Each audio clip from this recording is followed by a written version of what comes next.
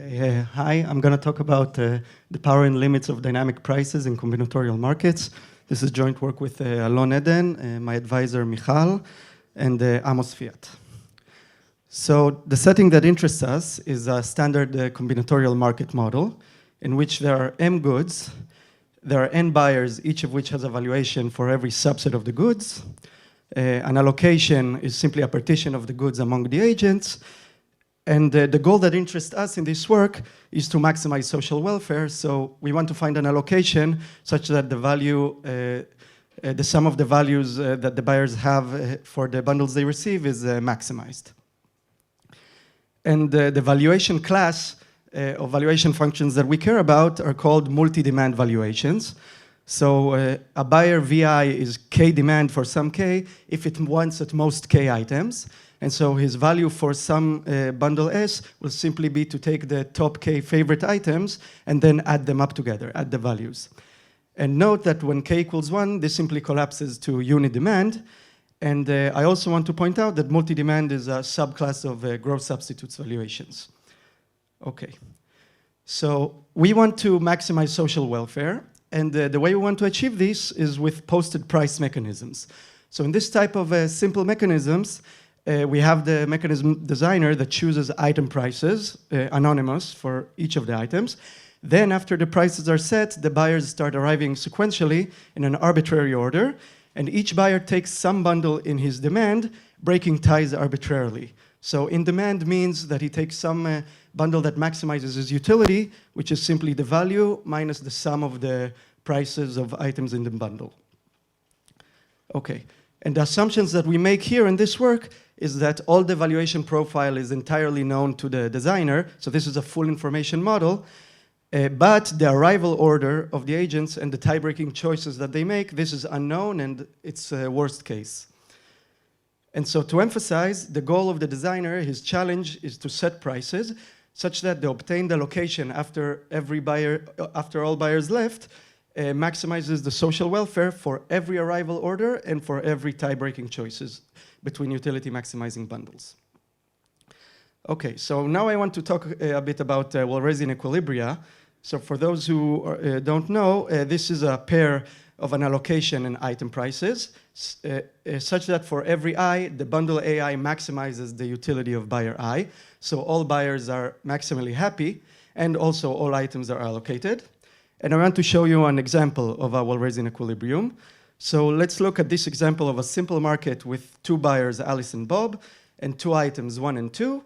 And both buyers are unit demand, and their valuations are written on their respective edges. Then I claim that there is a Resin equilibrium in this market, for example, by allocating item 1 to Alice, item 2 to Bob, pricing the first item at R-1 and the second one at 0. And you can verify that both buyers get a utility of 1 from their bundle, and they can't do any better than that. So this is a Resin equilibrium. And moreover, the first welfare theorem tells us that Resin allocations also maximize social welfare. So this is very nice. And so for the pricing problem from before, maybe we can use Resin pricing to solve the problem. The designer can just compute a Resin equilibrium and take the prices as a solution. And so the answer is no. We can't do that. So to see this in this example, again, assume that the designer sets the price of item 1 to be R-1 and the price of the second item to be 0, and assume that Alice comes first. Recall that the arrival order is arbitrary. And note that Alice is actually indifferent between item 1 and 2. She gets a utility of 1 from both of them, so she might as well break ties in a manner that is not good for us and choose item 2 instead of item 1. And at this point, when Bob arrives, item 1 is way too expensive for him. So we will simply choose not to take it, and we end up with social welfare of 1 compared to the optimum, which is R+1. Okay. And in fact, not only does Resin pricing not work, but Cohen-Haddad et al. Showed that no pricing whatsoever can achieve more than 2/3 fraction of the optimal social welfare, even when they're restricting ourselves only to unit demand buyers. And we saw yesterday that economists such as Paul Milgrom are okay with approximations, But we in the theoretical computer science community, we really want to optimize social welfare. So this is not good for us, but we can't do static pricing. So what we do is we relax our model and we let the designer have more power by allowing him to update prices after every agent leaves the market and before the next one arrives. So this obviously gives him more power. And I still want to emphasize that the arrival order and the tie-breaking choices are still unknown in worst case. But when the designer is about to compute new prices, he is aware of who are the leftover items and who are the buyers that haven't yet arrived. And I want you to observe that in order to maximize social welfare in this way by dynamic pricing, it is enough to come up with a scheme that computes the prices just for the first round. And so, and to compute prices that work for the first round. And by work, I mean prices that guarantee that the first buyer, whoever he is, takes an item that is consistent with some optimal allocation.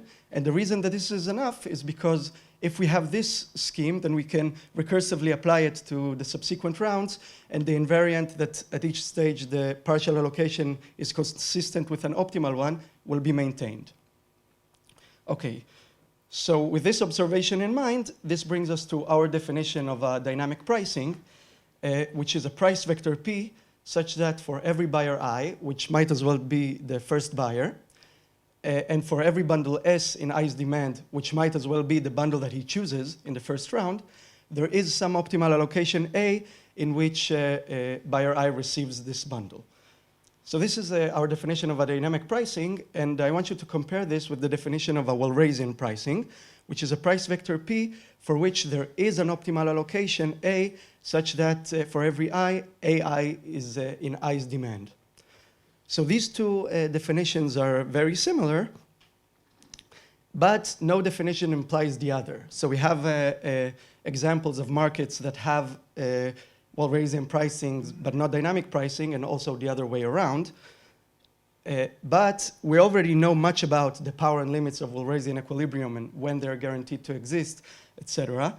And we don't know as much about dynamic pricing, and we want to understand the power and limits of dynamic pricing as well. This is the goal of this project. So this takes us to what we already know about Walrasian equilibria. So on the positive side, we know that every market with up to gross substitutes valuations has a Walrasian equilibrium. So this is the green area in the diagram over here. This diagram is the hierarchy of valuations introduced by Lehman, and Nissan in 2006. And on the negative side, we know that if V1 is not gross substitutes, so if buyer is not gross substitutes, then we can find other unit demand buyers such that the obtained market will have no Walrasian equilibrium. This is a theorem by Gould and Stacchetti from '99. And so essentially for valuation classes that contain unit demand, we know everything there is to know about the guaranteed existence of Walrasian equilibria. And I also want to point out that in 2017, Young, in a JET paper, he found a bug in the original proof of the Gould-Stacchetti theorem, and he also proved an alternative and incomparable theorem. So this is the state of affairs for Walrasian equilibria. Found the bug and fixed the bug? Sorry? Found the bug and fixed the bug? No, he found a bug and he proved something different. So you're saying this theorem is not true? Wait. Okay. Okay. So on the other hand, for dynamic pricing, we have much less known general results. So essentially, the only thing we know is that for every market with unit demand valuations, there always is a dynamic pricing. This is again by Cohen, Haddad et al. And this brings us to our results. So on the positive side, we show that every market with up to 3 multi-demand valuations admits a dynamic pricing. And on the way to this theorem, we characterize the structure of the set of optimal allocations in multi-demand markets for any number of buyers. And I think that's also interesting. And on the negative side, as in the Walrasian equilibrium regime, we also prove that if V1 is not a gross substitutes valuation, then there are unit demand valuations such that if you look at the obtained market, then there is no dynamic pricing. And so the question is, what about multi-demand buyers with more than 3 players, and more generally, growth substitutes? And on the way to the second theorem, we also give a complete proof of the theorem of Gould and Stacchetti. And I just want to point out that this theorem and this theorem, it's not the same proof. So it's new. Okay. So for the rest of this talk, I want to focus just on the positive theorem here, that every market with up to 3 multi-demand valuations has a dynamic pricing. And so to do this, I first want to go over the dynamic pricing scheme for unit demand buyers by Cohen-Haddad et al. From 2016. So what they did is, given a valuation profile V1 to Vn, first they compute an optimal allocation x1 to xn. So xi is the item that buyer I receives. Then what they do is they construct a graph which is directed and has weights on the edges. And I'm going to call this graph the preference graph. And the items, the vertices in this graph are all the items. And at the beginning of the algorithm, every possible directed edge exists in the graph. So this is an example on the right for 4 items. So as you can see, all directed edges are there. And I'm going to emphasize that there are weights on them. And I want you to think of an edge xi to xj as representing a preference constraint, requiring that once the prices are computed at the end, then relative to these prices, buyer I will strongly prefer xi over xj. Okay, so keep that in mind. So what they do is first they observe that 0 weight cycles in this graph correspond to alternative optimal allocations. So for example, if this red cycle has 0 weight, then what they show is that if you take the items on this cycle and you transfer them back in the reverse direction of the cycle, then the obtained allocation is also optimal. And then using this observation, what they do, okay, let's get back to the original allocation. Using this observation, what they do is first they remove all 0 weight cycles from the graph. So these edge constraints are no longer there. And then they compute prices. This enables them to compute prices that satisfy the remaining edges. Okay, and now it is guaranteed that the first buyer always takes some item that is consistent with some optimal allocation. And to see why this is true, so imagine that buyer 1 comes first. If he takes x1, then that's good. He takes x1 in some optimal allocation, the one we started with. But if he doesn't take x1, that means he takes some other item, say xj.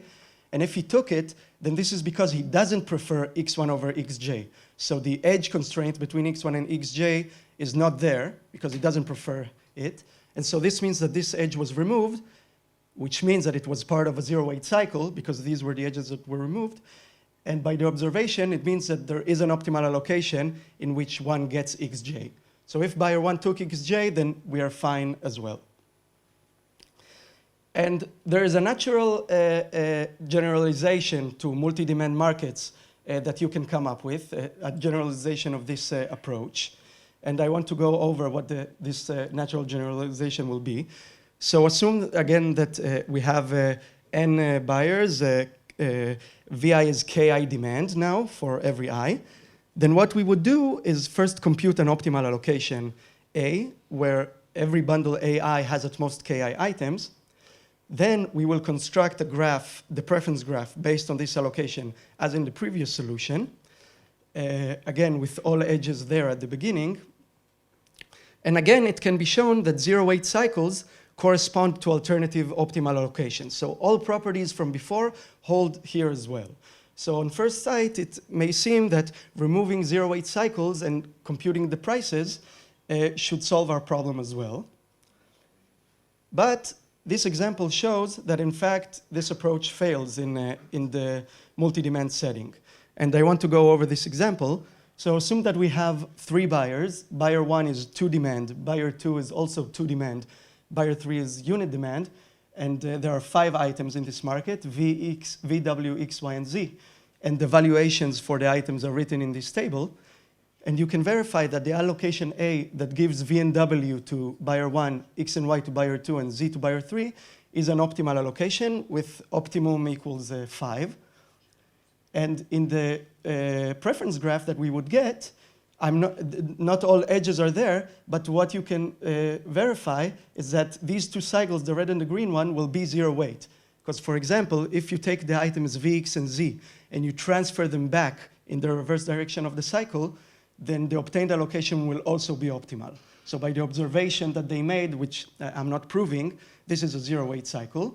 And the same thing goes for the green cycle.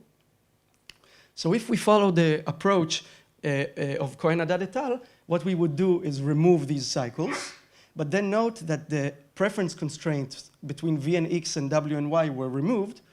And so if player 1 comes first, then he might take X and Y instead of V and W.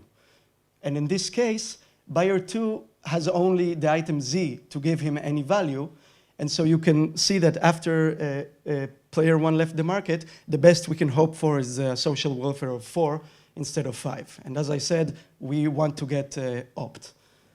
And so the problem here was that cycles can collide. The green and the red cycles collided at Z. And so player 2, when player 1 stole X from him, we wanted the player 2 to compensate for it by taking Z. But Z was also needed to compensate for having Y being stolen from player 2. And Z can't, there's only one Z. He can't compensate both for X and for Y. So this problem was not there in the uni-demand solution because there every player takes at most one item, and so we needed to just consider one cycle. So this was not a problem there, but it is a problem here. And so in the uni-demand solution, what they did was removed all edges that participate in some zero-weight cycle. And what our challenge is to remove enough edges from this graph, the preference graph, so that on the one hand, no zero-weight cycles will be left. This will allow us to compute the prices that satisfy the remaining edges. But on the other hand, we want the edge removals to not cause the problem from the previous slide. So we want the edge removals to be consistent with optimal allocations. And in order to do this, we must first gain a better understanding of who are the optimal allocations in multi-demand markets. And this is what I want to go over now in this slide. So definition, an item X is called legal for buyer I if there is some optimal allocation in which I gets this item X. And an allocation is legal if every item is legal for the player it is allocated to. So in other words, an allocation is legal if every item is allocated to a player that also gets this item in some alternative optimal allocation. And the main structural theorem that we prove in this part of the project is that in a multi-demand market, an allocation is legal if and only if it is optimal. And the conclusion from this is that for the sake of constructing an optimal allocation in a multi-demand market, the only relevant information about an item is who are the players that it is legal to, because only to these players we can allocate it to. And if we allocate all items to players that are legal, for which they are legal, then we would end up with an optimal allocation by this theorem. So essentially, two items are exactly the same or equivalent if they're legal for the same set of players, and we don't really care about the specific values. So this gets us to the following definition. Items are equivalent. So for every subset of the players C, we define the equivalence class B sub C to be the set of all items X for which C is exactly the set of players for which X is legal to. And this completely partitions the items into equivalence classes. And we refine this partition by defining for every buyer I and subset of players C, the equivalence class BI comma C to be the intersection of BC with the bundle AI that this buyer received in the optimal allocation that we started with. So for example, in the example that I showed you a few slides ago, these three circles will be the only non-empty equivalence classes. So just to get a flavor, I claim that B1, 13 contains the items V and W because V and W are allocated to buyer 1 in the allocation we started with, but each of them can separately be allocated also to buyer 3 as a part of an optimal allocation, but not to player 2. So that's why it says B1, 13. And an observation that you can make, this is simply follows from the definition of these equivalence classes, is that assume that an item xj belongs to the equivalence class bj, cj, then xj is legal for some buyer I if and only if I belongs to cj. So with this observation, what we do is construct the item equivalence graph, in which the items are these non-empty equivalence classes. And there will be an edge between bi, ci, and bj, cj whenever I belongs to cj. So in the example, this is the graph that we will obtain.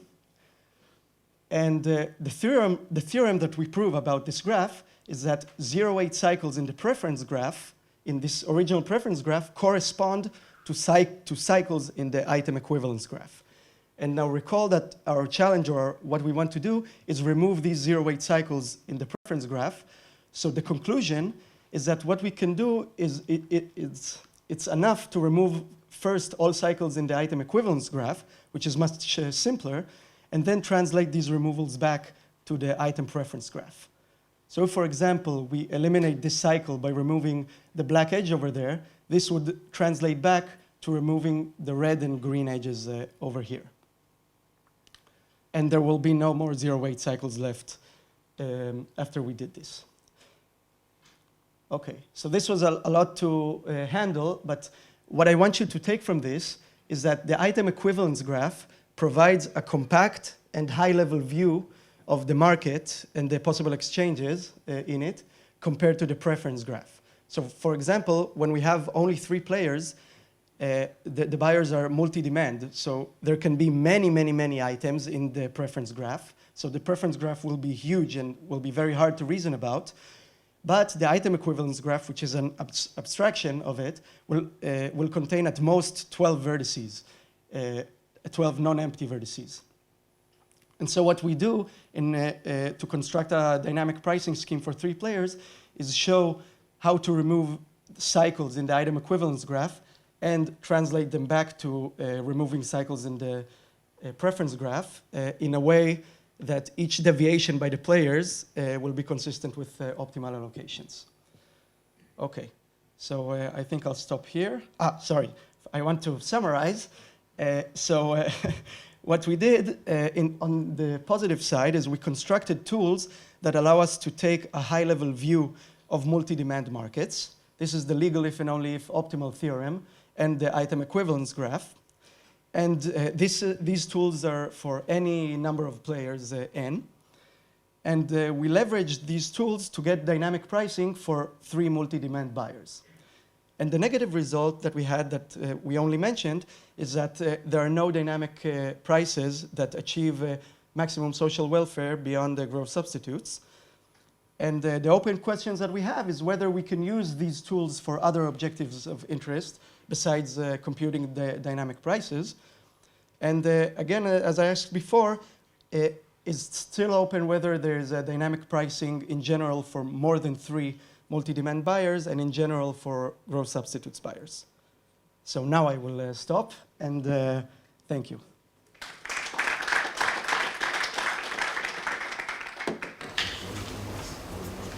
So is Gauss ahead true or not? It is true. So we proved it in this work. You said that? Yeah, I thought I said it. But yeah, we proved the theorem in this work. Yes. So do you need to assume that you know who has already arrived when you update the prices? Sorry? So when you update the dynamic prices, do you need to assume that you know who has already arrived, who does not? Yes. Yes. So at each stage when the designer is going to compute new prices, he knows which items are not in the market anymore because the buyers from before took them. So he knows what inventory he still has in his shop. And he also knows which buyers didn't arrive yet. So you can assume that he marks who arrived and which items were taken. And so what if he doesn't know who has already arrived? The bound is just thirds. So the low bound holds of 2/3. 2/3. You can get it. thank you. So if maybe even more basic, the designer knows the valuations, right? Yeah, this is a full information model. So why can the designer assign optimal location? Well, why surprise it? Maybe. So can the designer just force the allocation? No, so we're imagining like a store that the buyer sets prices, and we want to give the buyers complete freedom. So buyers arrive whenever they want, and what we assume is that they're rational and they choose some utility maximizing bundle. We didn't get into how they compute, so we assume that they have demand queries. This was an implicit assumption. Otherwise, they might not be able to know what they want. Okay. Thank you.